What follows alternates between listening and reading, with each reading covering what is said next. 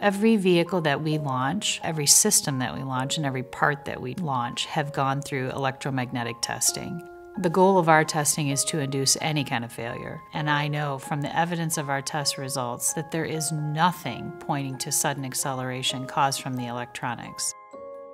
Electronic throttle control systems are used on virtually every vehicle. Every major manufacturer uses that kind of system. In general, all ETC systems work the same way. It has sensors that monitor how the throttle and the pedal are positioned together or how they work collectively or collaboratively. It also enables so many other systems in the vehicle.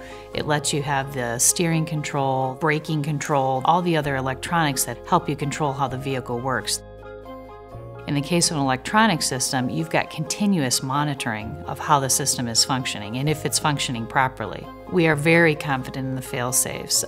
We do have multiple redundant fail-safes in the system, and if any of those detect any kind of variance, not a catastrophic failure, I'm saying any kind of variance, we move it to a fail-safe mode and we notify the driver either through reduced power to the pedal or through some type of check engine and warning signal. So the driver is automatically notified if there's any variance or any change that would make the vehicle unsafe.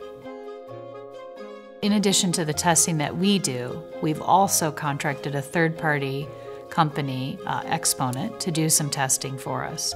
We've given them no parameters, no limits, no boundaries, no cost, no anything. They can do what they like and test away as far as they'd like.